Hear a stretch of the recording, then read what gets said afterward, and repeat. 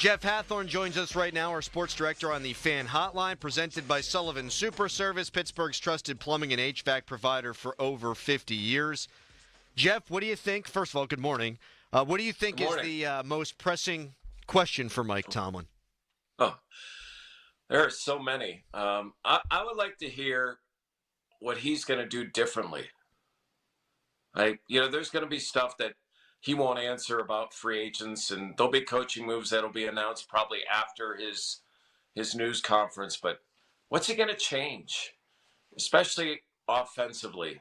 Like, what's going to be different? I know he has a new coordinator, but that's one of the things to me I want to know is, like, are you going to admit that, hey, maybe we need to change this philosophy, not offensive coordinator philosophy, but the overall Steelers philosophy of how you attack offensively? Do you think the biggest change or the biggest maybe scapegoat is Pat Meyer, the offensive line? Like, if there is change and we identify what the issues were this year, do you think that that's probably the number one glaring issue that Mike Tomlin will change? Yeah, unless Arthur Smith were to actually be a candidate for one of these head coaching jobs and leave that way, yes, I do believe that would be the change. I mean, Azani's new. Changing the tight ends coach, I don't know how much that really changes anything. But yeah, I think Pat's a good coach.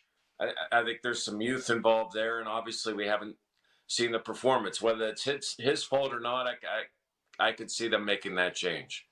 You think Terrell Austin could be a casualty here? Potentially.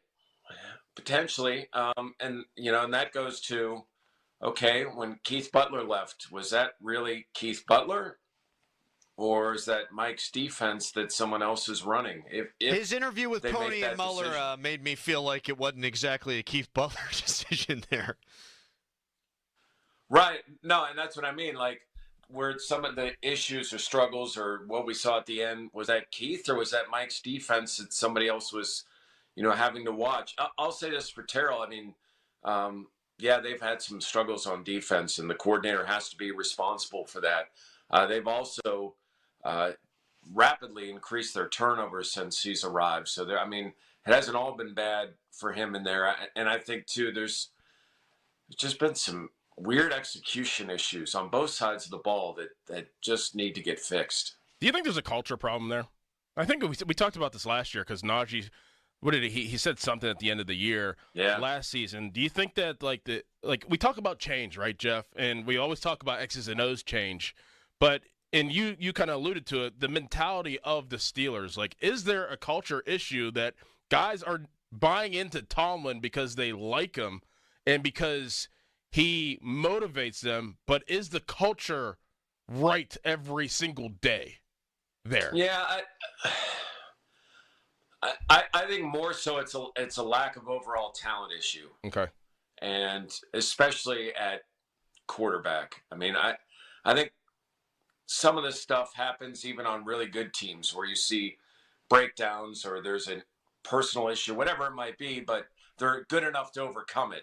And I think it's more about the talent, because when I watch these guys practice, like they're on point, they're doing, especially this year offensively, the difference in watching the crispness of their practice this year compared to last was noticeable. And you thought, okay, this is gonna, and it did improve slightly. Obviously not at the end of the year when you really needed it.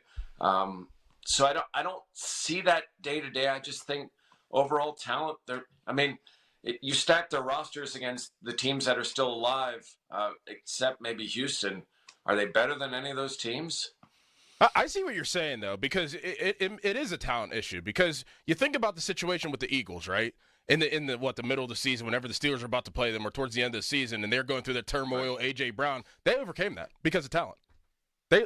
Now they don't look as good. They didn't look as good the other day, but they overcame that situation. Like, we haven't even talked about that, about A.J. Brown and Jalen Hurts, because they're like, we look around and we see Saquon Barkley. We have talent. We're going to overcome this. Yeah, there's something to that, Jeff. Yeah, if there were, like, for instance, they're a team and they dealt with some injuries, so it's probably not fair to Shanahan, but maybe there's a culture issue with the 49ers, because look at all that talent they've had. Again, they had some injuries that played into that as well, but I look at it more that way, much like again, I point to the quarterback. You have a good quarterback, you can win. You don't?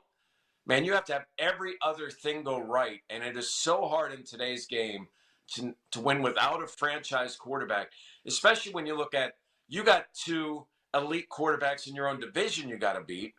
Then you got Mahomes, Allen, Stroud is showing signs. May has shown some glimpses. Bo Nix, and you don't have anybody in the middle. I mean, you've got a caretaker right now at best in Russ. Do you think Russ is back? I mean, they've got to make a decision whether they think they can win with Russ, and that the earlier stretch when he started is better than trying to a project like Justin. I'm going to say he's going to be back, and then they're going to try to groom somebody under him. I don't hate that, and Dorn and I got into this earlier on in the show, Jeff. I'm interested in your opinion on it. This whole win a playoff game philosophy seems so flawed. Let's get in. Let's win a playoff game. Now, we know that didn't happen. They weren't close to winning a playoff game. But if that's what you're shooting for, you're ultimately not shooting for a Super Bowl championship. You're not going to win a Super Bowl with Russell Wilson. So why not just start throwing stuff against the wall and seeing what sticks? And what I mean by that is from a youth standpoint, and see if you can bring somebody in that you can win a Super Bowl with at some point. You ain't going to be better than Joe Burrow next year with Russell Wilson. You're not going to be better than Lamar Jackson next year with Russell Wilson. No, and that goes back, one of the things I liked about what Kevin Colbert would say every year is, like, did we win a championship? And if we didn't, it wasn't a successful season. Because ultimately in Pittsburgh, you want to win a championship. They don't have a roster to win a championship. I will say this. I thought last offseason, at least they tried. They went and got Justin Fields. Like, maybe we can make this guy our next franchise quarterback. And if that doesn't work, we've got Russell Wilson, or vice versa. Like, they at least went out and got some options. They need to be insanely aggressive offensively. I mean, a slight exaggeration, like 85% of that open cap needs to be spent offensively. I mean, go with Corey Trice at corner and save some money there, opposite Joey Porter. Don't go spending big money on a corner. Like, spend money on receivers, and figure out your quarter. Here's the problem with quarterback. There isn't a free agent. Is there a free agent out there for either of you guys who you're like, okay, this is the guy? If anyone thought that the guy in Minnesota was the guy, I hope last night changed your mind. Yeah. So, you could go with Justin and say, okay, we could teach him how to find that touch because he's got athletic ability. If that's the case, that's fine. Their goal next season should not be championship. Their goal should be to find that next quarterback. Yep. Whether that means you win 3 games, find that next quarterback. Because until you find it, I don't care who your head coach is, you're not changing your status. If the draft was tomorrow, what position would you draft if you were Steelers with the 21st pick? I mean, receiver would be, like, if Emeka Ibuka's there, I'm looking hard at that decision. It's funny because I've seen some mocks already, and one had Ashton Genty. Like, if they pick a running back at 21, I think they should just fire the entire staff. Yes, I'm with you on that. I would pretty much go anywhere offensively apart from running back, Jeff, and I agree with your free agent philosophy, too. If you're going to pinch pennies on the defensive side. Yeah. You've gone pouring money into that side of the ball for far too long with no results to speak of. Speaking of defense, T.J. Watt, 206 snaps without registering a statistic. How hurt do you think he is?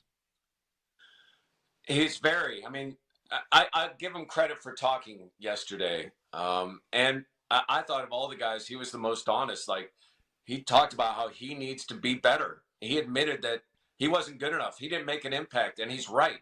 I mean, for all the people that were pointing fingers at, TJ's been invisible down the stretch. And in that playoff game, he didn't even show up on the stat sheet. I mean, he had nothing.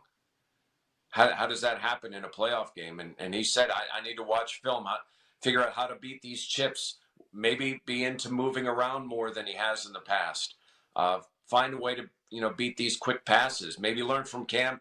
Maybe at times it's just better to get your hand up than try to get all the way back there. He's really upset, and he said he wanted to be a Steeler because he wants to fix this problem. He wants to be a part of the solution. It's all the things you want to hear, and it's good to hear that a guy that is still an elite player is willing to accept some mistake. Like, those are good steps for a team when a guy like that's willing to say, I need to be better. I wasn't good enough. I couldn't agree more. It also makes me panic when your guy, your superstar, has a lot of questions too, though. Like, that's your guy, and you don't win without him. And he's here at the end of the season. He's grasping at straws too. Jeff, what was the best thing you heard from Minkah Fitzpatrick? With all due respect, I don't want to add to the mass communication out there. Yeah. That's what we heard.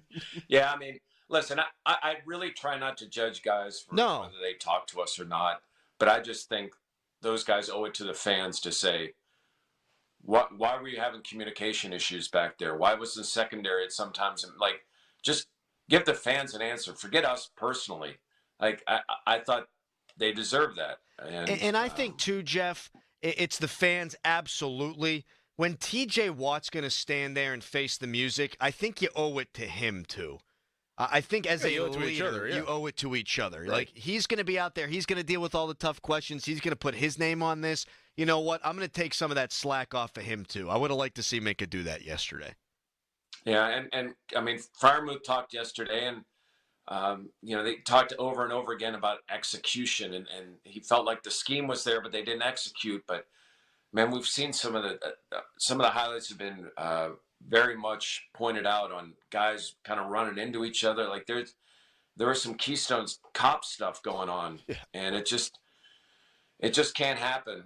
And your margin for error, like, if you look back at some of the teams that won a Super Bowl without a franchise quarterback, well, look at some of the quarterbacks they beat on their way, like the Jeff Garcias. There's a story on the website right now that highlights some of those quarterbacks that these teams beat without a franchise quarterback. You ain't going to get that in the AFC. You're not going to get lucky enough to face a Jeff Garcia or a Rich Gannon or somebody like that. You're going to face the elite of the elite. And if you're not better on offense, then you're just spinning your wheels, and you'd be better off just going down and having a Cleveland season and restocking that way. Jeff, have fun at the Mike Tomlin press conference today. Yeah. I'm sure the vibes will be good. Thank you for jumping on with us, and we will talk to you on Thursday. All right, boys. Thanks. Thank you. Jeff Hathhorn, our sports director.